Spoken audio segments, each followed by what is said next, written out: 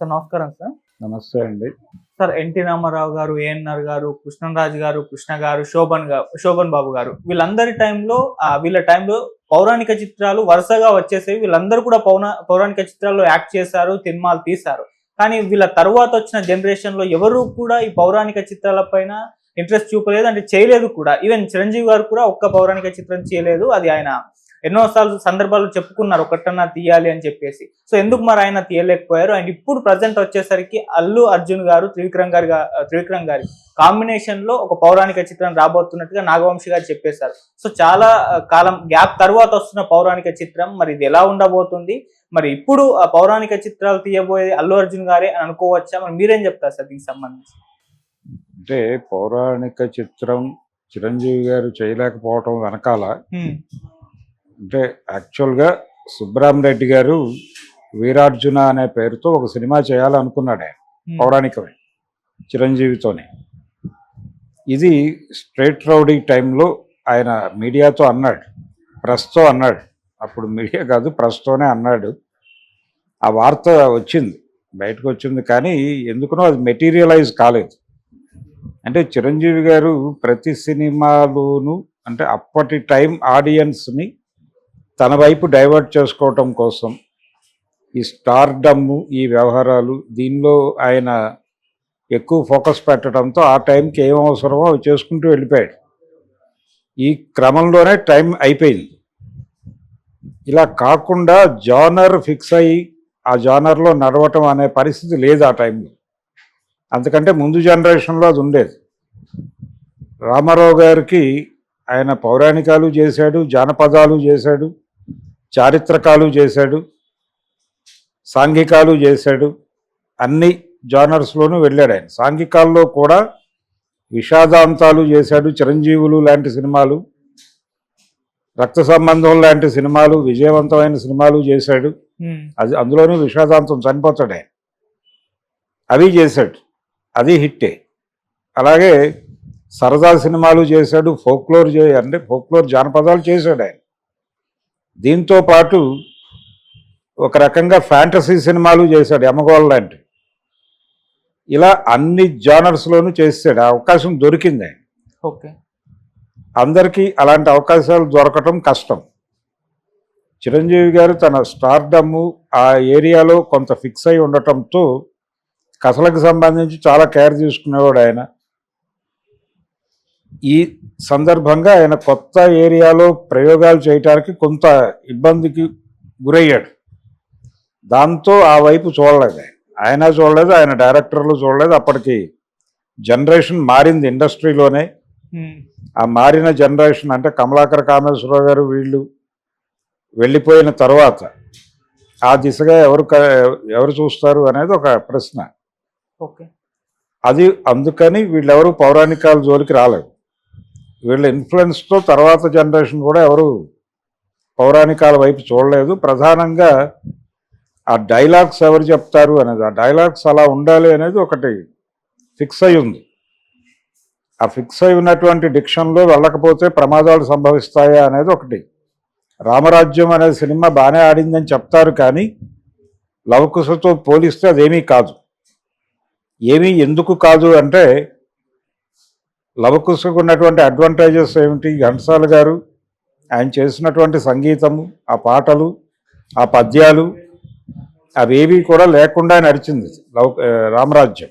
Okay, అందుకని ఆ లోటు ఆడియన్స్ ఫీల్ అయ్యి ఆ సినిమా జోలికి వెళ్ళలేదు. కాకపోతే ఉన్నంతలో ఏదో తిప్పలబడ్డారు, పర్వాలేదు అనిపించింది సినిమా, అంతే తప్ప అది లవకుశతో ఏ విధంగానూ కంపేర్ చేయదగ్గ సినిమా కాదు అని తేల్చేశారు.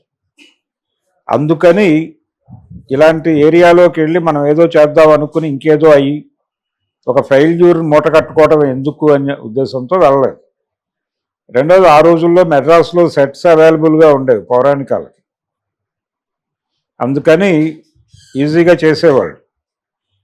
సెట్స్, లొకేషన్స్ ఇవన్నీ కొంచెం ఖర్చుతో కూడుకున్న గొడవ.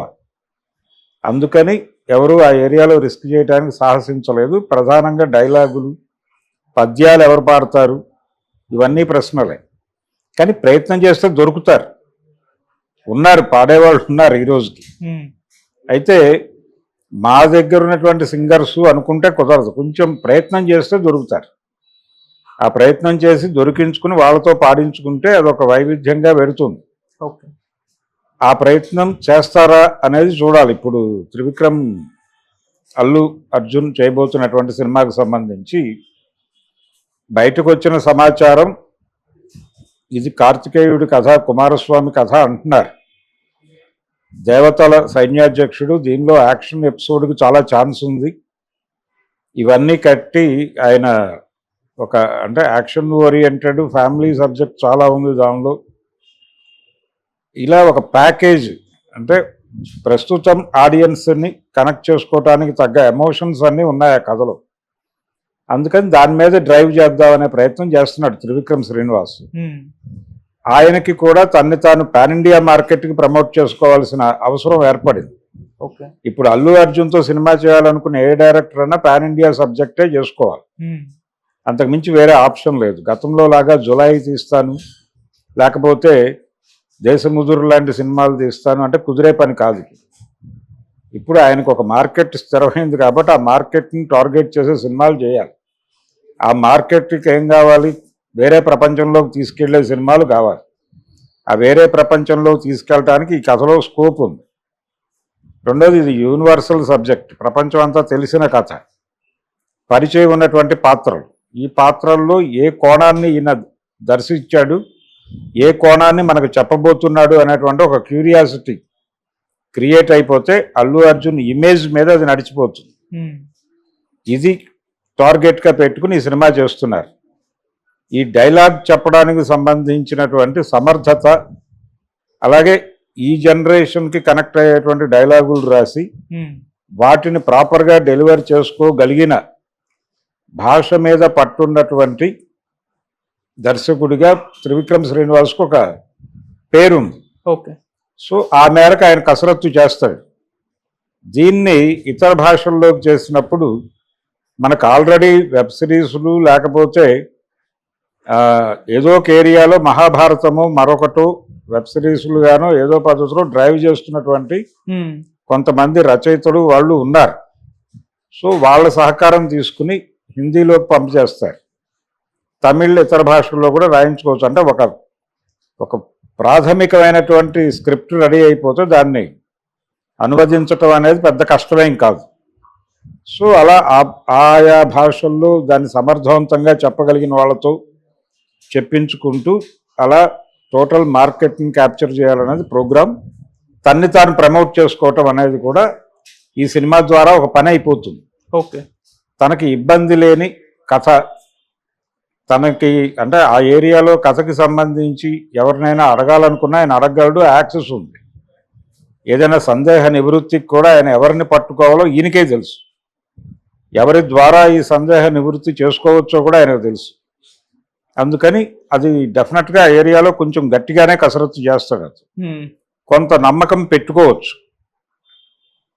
ఆ నమ్మకంనే ఇప్పుడు ఆ సినిమాకి పెట్టుబడి.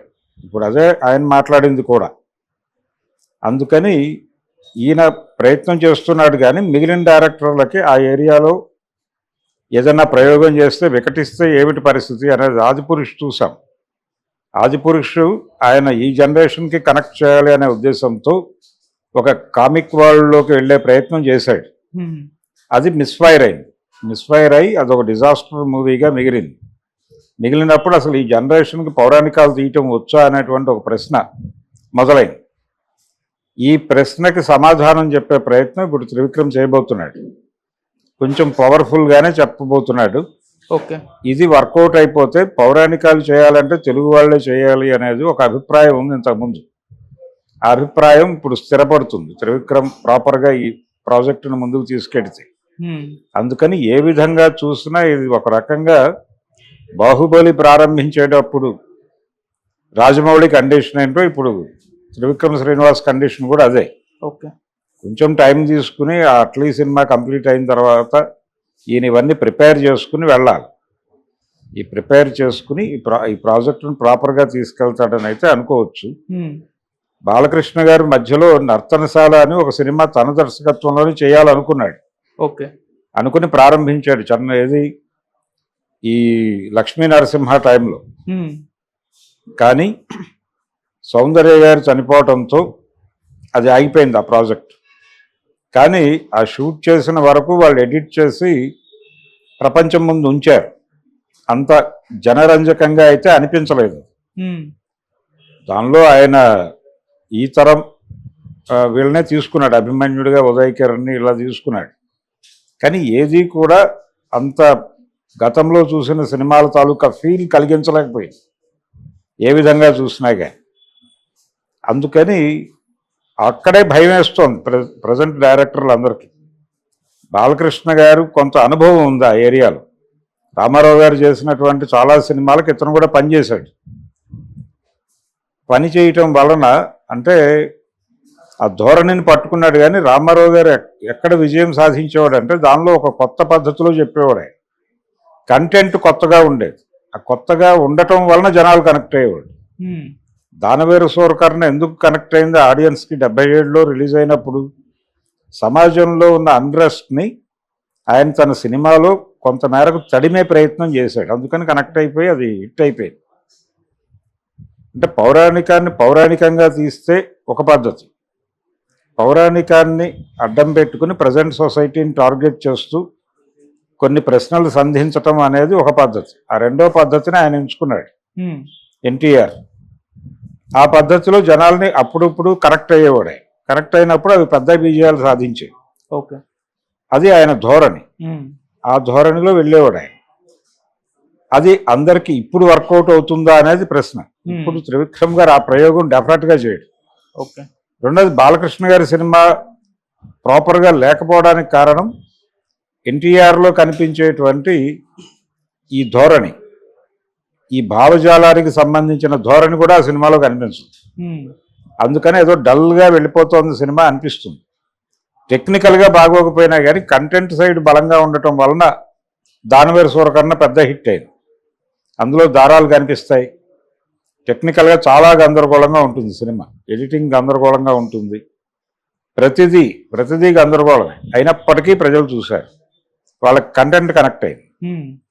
ఇతర విషయాలు ఏవి పట్టించుకోలేదు. రిపీటెడ్గా చూశారు. ఒక వ్యసనంలాగా చూశారు ఆ సినిమా. అది ఫస్ట్ రిలీజ్ అప్పుడు ఎంత కలెక్ట్ చేసిందో సెకండ్ రిలీజ్ అప్పుడు కూడా అంతే కలెక్ట్ చేసింది. అది దాని కెపాసిటీ. అటువంటి విజయాలు ఆయన చేసిన సీతారామ కళ్యాణం కూడా అంతే. రిపీట్ రన్స్లో విపరీతంగా డబ్బులు వచ్చినాయి. ఇలాంటి ప్రయోగం చేయటం అనేది ఒకటి భావజాలపరమైనటువంటి నవ్యత ఉండాలి. లేదంటే కంటెంట్కి కమిట్ అయి టెక్స్ట్లో ఏముందో దాన్ని ప్రభావవంతంగా చెప్పగలగాలి. ఆ ప్రభావవంతంగా చెప్పగలిగినటువంటి సక్సెస్ఫుల్ డైరెక్టర్ కమలాకర్ కామేశ్వరరావు గారు. ఈయన కామేశ్వరరావు గారిని ఇమిటేట్ చేసే ఛాన్సెస్ ఎక్కువ త్రివిక్రమ్. అందుకని అల్లు అర్జున్కి ఒక అదృష్టం పట్టింది. ఇప్పుడు ఆయన జాతీయ పురస్కారం తీసుకున్నటువంటి మొదటి తెలుగు హీరోగా ఒక రికార్డు ఉంది అతని పేరుతో. ఇప్పుడు ఈ జనరేషన్లో పౌరాణికం చేసిన హీరోగా అంటే కృష్ణ గారి తర్వాత, దాదాపు కృష్ణరాజు తర్వాత సీరియస్ పౌరాణికం చేసినటువంటి తెలుగు హీరోగా అతని పేరు చెప్పుకోవాలి. అయితే ప్రభాస్ ఆదిపురుష్ చేసున్నాడు. ఆదిపురుష్ చేస్తున్నాడు కానీ ఆదిపురుష్ అనేది ప్రాపర్గా రిజిస్టర్ కాలేదు. ఇది రామాయణమా అన్నారు చాలామంది. సో ఇప్పుడు ఇది ప్రాపర్ సినిమాగా కనుక కమలాకర్ గారి పద్ధతిలో వర్కౌట్ చేస్తే అది డెఫినెట్గా పౌరాణికంగా నిలబడి తెలుగువారు మాత్రమే పౌరాణికాలు తీయగలరు అనే ఒక ఇమేజ్ని నిలబెడుతుంది ఆ సినిమా. ఆ నిలబెట్టే ప్రయత్నం బలంగా చేస్తాడని ఆశిద్దాం. కృష్ణ గారు కూడా అంటే చిరంజీవి లాంటి సందేహాలే కృష్ణ గారికి కూడా ఉండేది. ఆయనకు ఒక సందేహం ఉండేది, మన అభిమానుల్లో ముసల్మానులు కూడా ఉంటారు కదా, వాళ్ళు ఈ పౌరాణికాలకు కనెక్ట్ అవుతారా అనే ఒక సందేహం ఉండేది. అయితే ఆ సందేహం తప్పు అని తర్వాత ఆయనకు నివృత్తి చేశారు. వారు కూడా పౌరాణికాలు బాగా ఆదరిస్తారండి. గతంలో హిట్ అయి డబ్బులు కలెక్ట్ చేసిన చాలా పౌరాణికాలు చూసిన వాళ్ళలో వాళ్ళు కూడా ఉన్నారు. అందుకని అటువంటి సందేహాలు ఏం పెట్టుకొని అక్కర్లేదు అని చెప్పిన తర్వాత కొంత తగ్గేది. కానీ ఆయన చేసిన పౌరాణికాలు తక్కువే. కురుక్షేత్రం లాంటివేవో కొన్ని చేశాడు తప్ప ఆయన మేజర్గా ఆయన పౌరాణికాలకు దూరమే. ఉమ్, ఆయన తర్వాత వచ్చినటువంటి చిరంజీవి గారు ఇంకా దూరంగా ఉండిపోయాడు. మిగిలిన వాళ్ళు అసలు చిరంజీవి ఆ ఏరియాకి వెళ్ళలేదంటే మనం ఎందుకు వెళ్ళటం అని మిగిలిన వాళ్ళు ఆగిపోయారు.